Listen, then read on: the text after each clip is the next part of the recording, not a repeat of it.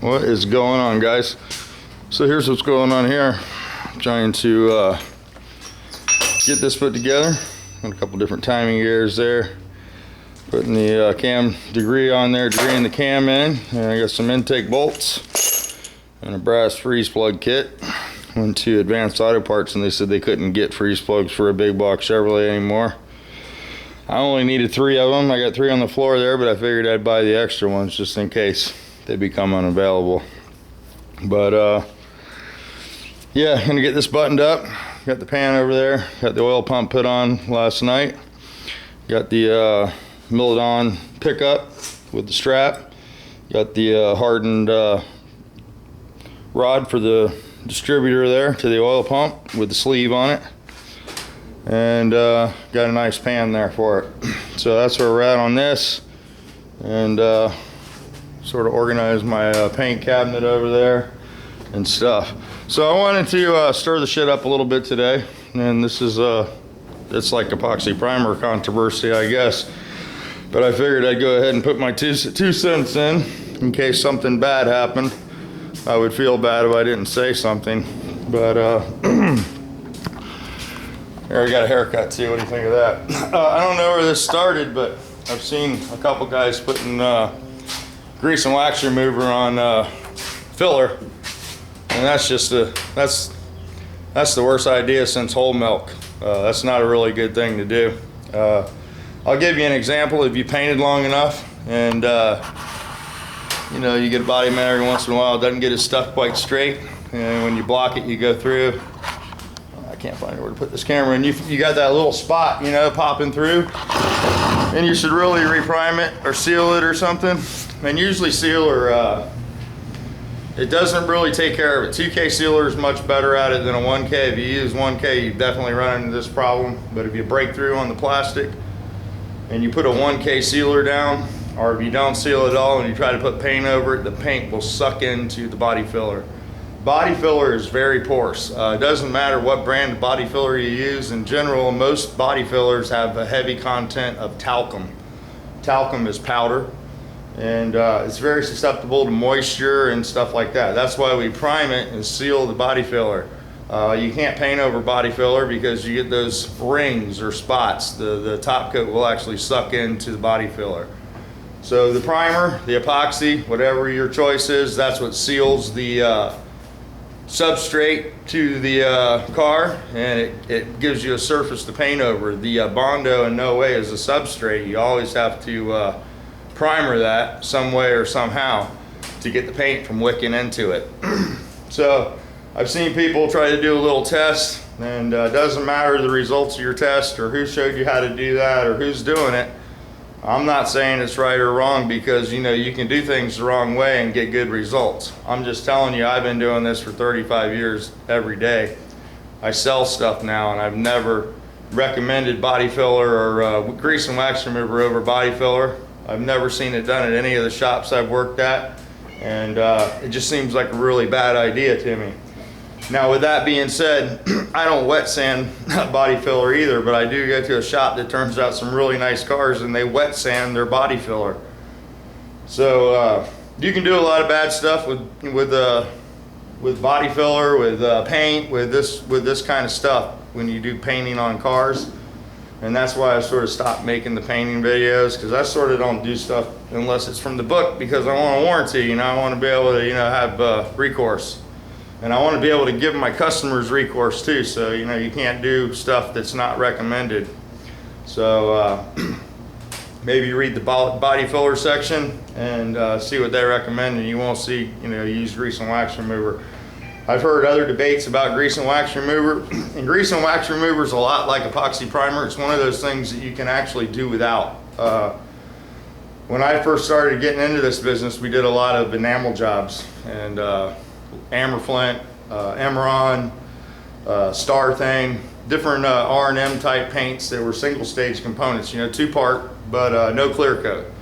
And the first guy that taught me how to paint cars, the whole family was Spanish. The one son talked English or spoke English, and everybody else spoke Spanish. So they did things, you know, a lot different than any shop I've ever worked at. and had really good results. And they didn't use grease and wax remover. They wiped the car down with gasoline. So, and that works. So, and I don't recommend to do it, but I have seen it, you know, day in and day out and never have a problem. But it's not something that I would ever recommend to somebody to wipe the car down with. But some of the old timers have used it. But grease and wax remover is one of those things. If you have filler, you want to keep it away from the filler. I've seen guys soaking the panel down to look down the car and, you know, block the car, put the primer on there and let the primer do its job. If you're going to prime the car and block it with 180, you don't really need to soak the panel down with grease and wax remover to see if it's straight. You're going to find that out when you prime the car. A lot of guys just need to prime the car way before they do, and it's amazing what primer will take care of nowadays. The bodywork has to be pretty bad. But I just thought I'd stir the shop up, stir the garage up, and that's my 2 cents. I know there's a couple painters that left a comment on the particular person's page. I'm not going to name anybody, but they gave me some very sound advice, and I just thought I'd give my 2 cents. I don't like to use grease and wax remover, period. You don't see me use it too often unless it's on a used car that's really grimy and has had a lot of details on it. I'll tend to use the alcohol-based solution, or I'll use glass cleaner, and that works the best for me. Can of glass cleaner will get all the organic particulates off the car, and grease and wax remover is not really intended to check you know, the color on a color card, or you know, see if your body works straight. It's made to get grease and wax off a car. It's another example of somebody using something that's really not intended to be used for. But I have seen a lot of people spray it on you know, color cards at shops that require you to do a spray out, you know, to check to see the metallics right and stuff like that. And that's fine, but you're going over a substrate that's sealed. It's not porous. And all Bondos are very porous, and that's why it takes more than one coat of primer to stop that splotchiness, the dry areas where your filler is, especially if you don't finish your filler off real fine. And so that's my 2 cents. And if you use grease and wax remover before you paint your car, always wipe on, wipe off. Don't leave it on the car, you'll get fish eyes. And if you're not getting fish eyes, then you're just really lucky. Another thing, little tip, the smoothie stuff, if you use that in your booth, you're gonna contaminate all your filters in the whole booth. I worked at shops where we had no fish eyes. The owner insisted on painting a Boy Scout trailer, and he said he got fish eyes in the single stage he was using, so he put a bunch of the smoothie in the paint, and it contaminated the whole paint shop. We had to pressure wash everything and get that out. It's basically silicone that makes the fish eyes stop happening. So it's basically putting fish eyes into the paint, making the fish eyes go away, if that makes any sense. And it will make the paint a lot harder to sand too, and take away from your sign a little bit. But anyway, I didn't really mean to piss anybody off. I hope it's good information for some people. Hopefully some other painters will chime in on this. And I don't know, it's just not a practice that I'm used to seeing in shops. And I haven't worked in a shop since, you know, 2008, but I do go to a lot of shops, you know. We do sell a lot of paint, a lot of primer, a lot of stuff to shops. And it's not a practice that I've seen, you know, used or taught, you know, on any of the stuff that I've seen. So again, you know, paint and body work is very black magic, man. There's a lot of different ways guys do stuff. You know, once you do stuff and you have good luck with it, you can get set in your ways, and sometimes you do it the wrong way and it works out for you, and why would you change your way? I'm just saying that it's not a recommended procedure. So hopefully that doesn't make anybody angry. But anyway, that's what's happening here today. I'm gonna get Hans out here and see if he'll help me put these heads on. Right now I'm gonna go ahead and put the timing chain on here, throw some freeze plugs in this bad boy. I need some aviation Permatex to seal those up. And yeah, got the cam in there all gooped up. Need some more break-in lube. But anyway, we'll see how that goes. And hopefully I'll get this motor in here in the next day or two. Just gonna put the turbo 400 in it for now. So I'll have to either fabricate or buy a mount, because it had a 350 in it. So I've been digging up parts. I don't like these valve covers.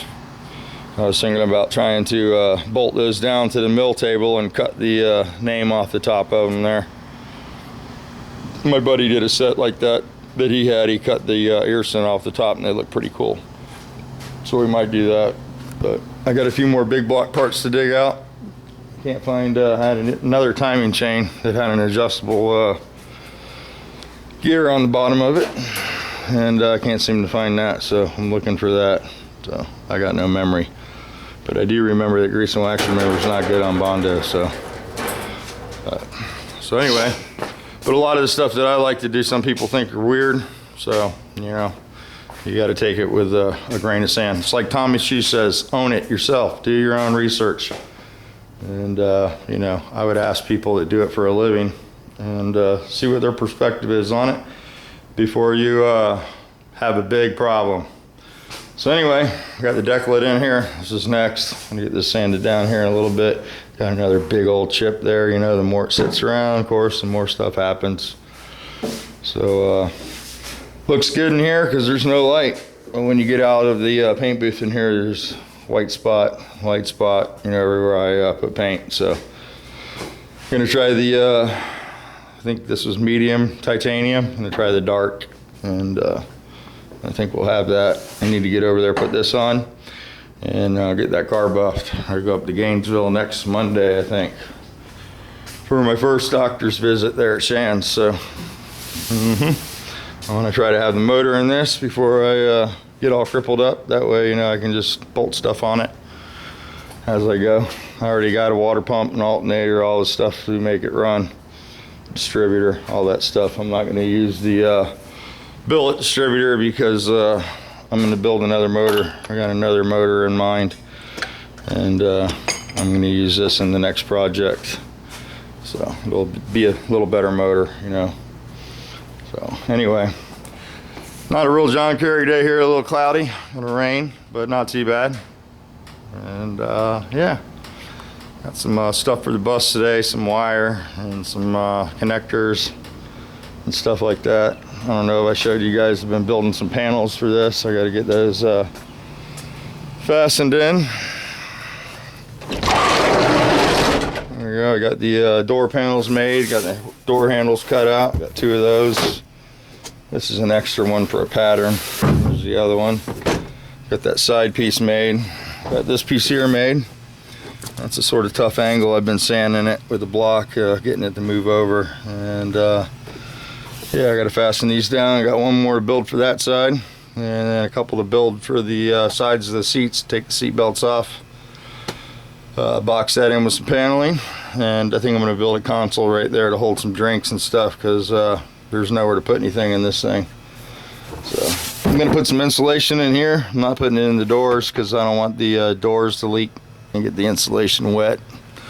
So that's where we're at. And I've been trying to get the steering wheel off too. It is on there. I didn't want to damage it, so I'm going to try to put the puller on there. I don't know if there's a spot where you can use the puller on these. I just remember pulling on them and having them come off. I could just be that weak. So Hans tried it for like 2 minutes and said, nope, it's too tight. Anyway, I got the nut loose, and I was going to whack it with a brass hammer and see if that loosen the splines up. I got a Grant wheel for this, a new steering wheel and a hub kit. And I can't get the dash out because I got to replace all the lights back here, and it won't come out with the steering wheel in there. So still working on this a little at a time. Musty asked about tire size. My bus has got lower profile tires on it, but Chips has pretty big tires. These are 195 65 R15s. So I took the 14s off and went with the 15-inch and a little smaller tire. I think overall diameter is still the same. But I'm gonna put a tack in this and see how it is. And you know, his tack could be not accurate too. I told him to buy the VDO like I have in my blue car, but he bought that real small, and so I've got this autometer tack. I know it's real accurate, so I'll put this in here and give it a try and see what the RPM situation is on this bus. But yeah, so that's what's happening here. I tell you guys, I took Kenny his stuff and he liked his motorcycle. It's been a while since I actually, did something for somebody and they were actually appreciative. Is that the word? I don't know. I'm pretty, I'm not good at big words, but anyway, he showed appreciation, and he seemed like he was really truly happy with it, and more than he expected. You don't get that a lot, so that was pretty cool. When he gets that all put together, we'll go over there and I'll make a video of that, and make another video of the drag bus, talk him into putting an LS motor in that instead of a Volkswagen motor. But yeah, so that's what's going on there. Tried to talk him into helping me with my race car that I can't race. I got some new tricks I want to try on it, and yeah, I'd rather do the tricks on this than the American car stuff, because you can buy the stuff off the shelf for that. But I'm hanging out with some pro mod guys, and they told me some little tricks to try. Been training me, schooling me on some tune-up ideas and some coatings, engine coatings, and valve coatings and stuff, and some new ignition ideas, coil unplug, more ignition, more rotation, crankshaft rotation, a spark, and all that good stuff. So yeah, some really cool stuff that I've been learning that I can't use, and yeah. But anyway, I'm gonna go ahead and shut this off. I hope nobody takes it personal on the grease and wax remover, but let's have a little debate about this, putting this stuff over Bondo. I don't think it's a really good idea. That's my personal preference, not to do that. And I guess I could track down one of the reps, one of the Bondo reps, but I'd almost feel embarrassed to ask him that question. But I would recommend not to do it, just because I've been doing this a long time and never seen that that procedure or that done like that. And I do know that Bondo is very porous. This is the porous thing you'll use, and by porous I mean it's very open like a sponge. Anything you put on it soaks into it. That's why you can't sweat on it while you're sanding it, because your sweat will penetrate through the Bondo down to the metal and create a rust spot. And that's a lot of reasons why a lot of guys do it like this. Like on my personal car, this is all DP'd first, and I'll do all the body work on top of the DP. I'll hit this with some 80 grit, rough it up and spread it, and yeah, so it's just an extra precaution. With Bondo, we know that you can go over bare steel, and we don't need to have that debate. There's plenty of Bondos out there that have additives in it that are metal friendly, and it'll adhere to Bondo or metal or epoxy, and epoxy is just my choice. I don't do that obviously on used cars or anything like that. It gets ground down, slap some Bondo in it and go. But when I worked in the body shops, the Bondo reps would like you to not disturb the OEM rust protection as little as possible. That's why they make Bondos that go over OEM finishes. That's what that means. So you rough it up with some 80 grit, fill the area. Of course, if you got a stud gunner or whatever, you grind that to metal. But that's why they say good for OEM finishes or epoxy primer in the higher end Bondos. And the lower end Bondos are basically for, enamel or single stage jobs or woodworking or stuff like that, marine, but not for, base coat, clear coat. Any hoozle, I'm gonna go ahead and shut this down. I'm sure I'm aggravating a lot of people right now. But just remember, I love all you guys, and that's why I make these videos, and I hate to see anything happen to your projects, because I know that, a lot of you guys are scraping your money, saving your pennies, and you only got one shot at it. So don't experiment. Try to do it the tried and true way, the way it's been working for, the pros, and keep the experimental stuff to the professionals that can do it over and absorb the cost. But let's not be experimenting on our garage projects. It's just not a good idea. All right, guys, you have a wonderful day, and subscribe, like, hate the video, whatever you want to do. The interaction helps. Again, I'm trying to get the video thing fixed. I can't see the comments, so I figured it's a good time to make this kind of video, and I hope I don't aggravate too many of you.